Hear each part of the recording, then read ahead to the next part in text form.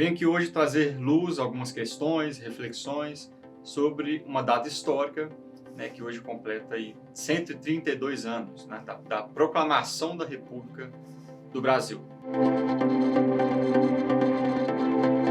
Meu nome é Guilherme, sou historiador e professor da Faculdade FAMART. Vou trazer algumas questões de uma história diferente, assim, no sentido de muito mais no presente do que no passado, né? Claro, a história ela se faz no passado, né? Mas o estudo dela ela se faz no presente, com questões do presente. Então, a partir do presente, nós vamos entender um pouco o passado, o que aconteceu naquela época, e pensar também o futuro, né? Pensar o que nós somos enquanto república. Então, o primeiro ponto que eu quero trazer aqui é uma ideia nossa de não sentimento e pertencimento à república. Se você for sair às ruas e perguntar hoje, na data de hoje, né, as pessoas, primeiro, o que é república? Né? Vai ficar algo assim.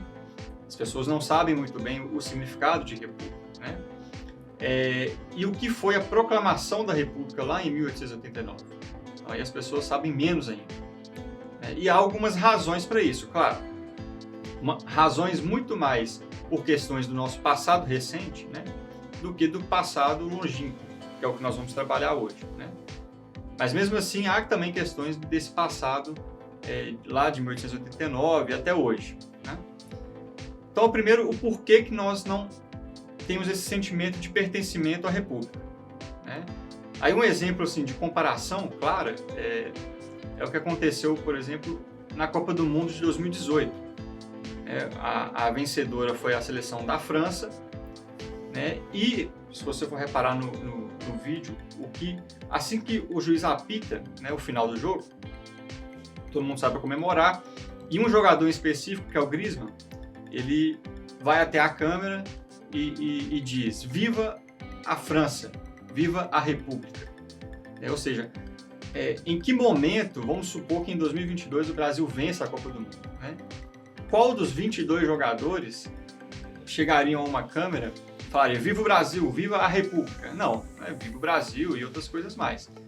Mas esse sentimento de república, nós não temos esse pertencimento, né? Diferente dos franceses, que têm esse pertencimento. E vai muito da relação que se deu a república lá e a república aqui no Brasil. Então a primeira relação vai de que, primeiro, na França, a república acontece inicialmente pela chamada Revolução Francesa, né, que é considerado por muitos historiadores a principal revolução que aconteceu no mundo, né, e é o porquê de estarmos hoje vivenciando politicamente o que vivenciamos, vivemos em uma república democrática, né, muito vem da Revolução Francesa. E o processo da Revolução Francesa foi um processo de revolução, né? Um processo grande, demorado, violento e, principalmente, com a participação do povo. Então, quando o povo participa do processo histórico, ele tem instaurado, né, estruturalmente a ideia do que foi, né? Agora, saindo da Revolução Francesa para a proclamação da República no Brasil, nós temos aqui um golpe. Um pouco do contexto do que foi o golpe, né, da proclamação da República e o que foi, de fato, o que levou a isso. Nós temos algumas questões fundamentais que levam à crise aí de Dom Pedro II, da monarquia, né, do Império Brasileiro. Primeiro, uma questão religiosa. Dom Pedro perde apoio dos religiosos. Segundo, ele perde apoio da elite econômica, que um ano antes, em 1888, acontece aqui no Brasil a abolição da escravidão. É o último país da América a abolir a escravidão, em 1888. A elite econômica, que é quem possuía diversos escravos, né? A questão estruturalmente, economicamente falando, o Brasil era extremamente dependente da escravidão. Essa elite se vê desamparada pela monarquia. Portanto, a elite rompe com Dom Pedro II e já pensa em um novo futuro para o Brasil, já republicano. Terceiro ponto que faz com que Dom Pedro II entre em crise, a monarquia entre em crise no Brasil, a questão da América, né? Nesse momento, borbulha pela América algumas repúblicas, né? Então, o contexto externo também manda muito nisso. E por fim, e quarto, ele perde apoio dos militares, que aí é o principal.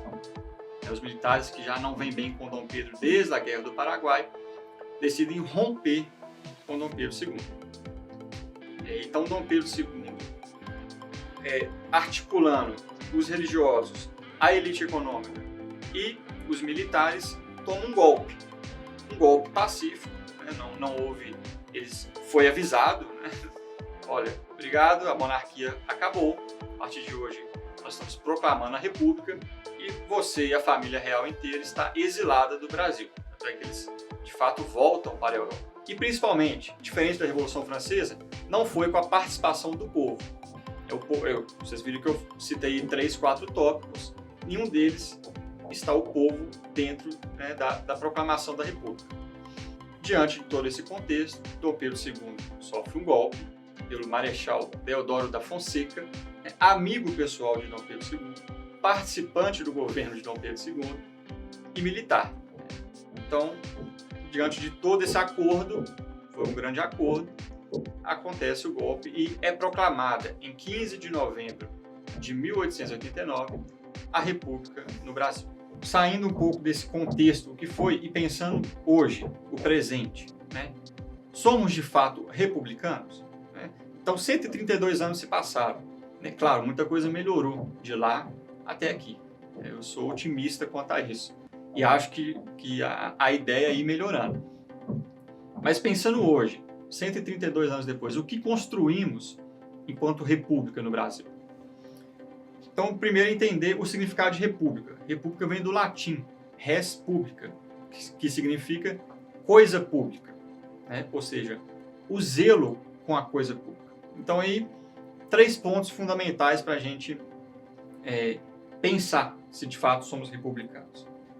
Primeiro ponto fundamental, o zelo pela coisa pública, ou seja, a participação ativa no cotidiano brasileiro.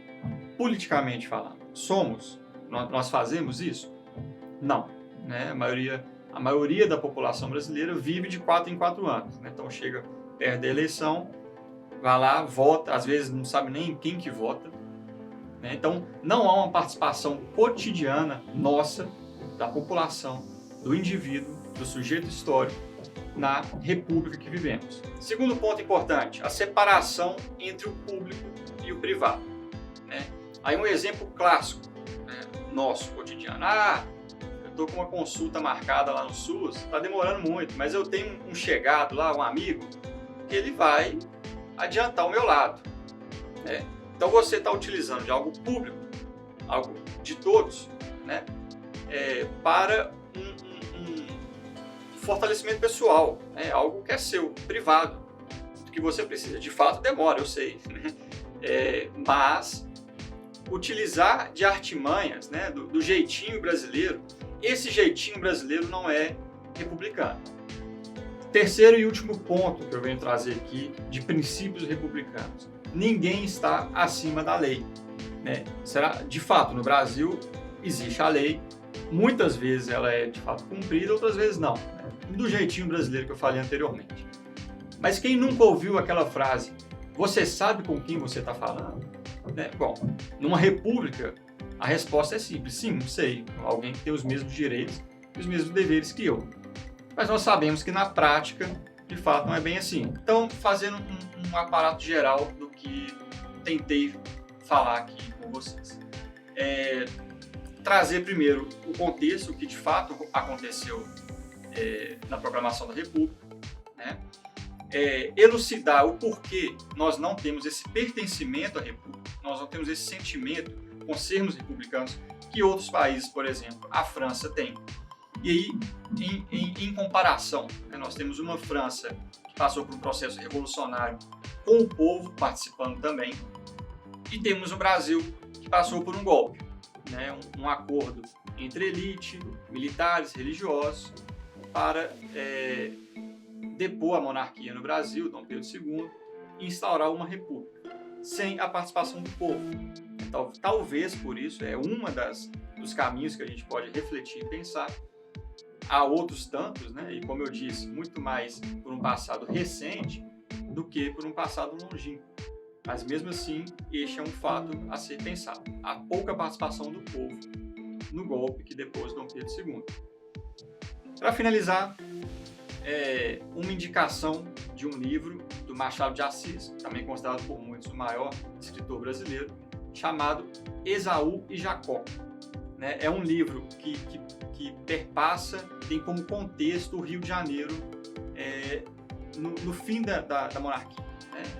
Então passa pela escravidão, passa pela proclamação da República, e que é muito interessante para quem quiser iniciar aí em Machado de Assis, porque é difícil, é uma leitura um pouco mais complexa, é uma leitura do século XIX, então uma leitura bem assim, com algumas palavras mais difíceis, mas tem que começar de alguma forma e talvez seja um bom momento para começar nesse livro, que perpassa aí com o contexto da proclamação da República.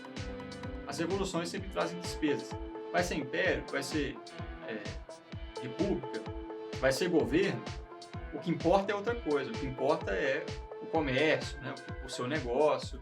Portanto, o povo fora do processo da proclamação da República e muito mais preocupado com o dia a dia, com o cotidiano, que de fato é o que precisamos também preocupar e muito. O negócio é alinhar as duas questões e tentar mudar. Lembrando que a mudança vem também da gente. Claro, a coletividade é o mais importante, é o que de fato faz o mundo mudar, melhorar, progredir.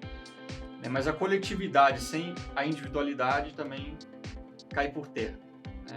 Então, lanço luz aí a um desafio, por assim chamar, da forma que quiserem, do quanto nós somos responsáveis pela nossa não república.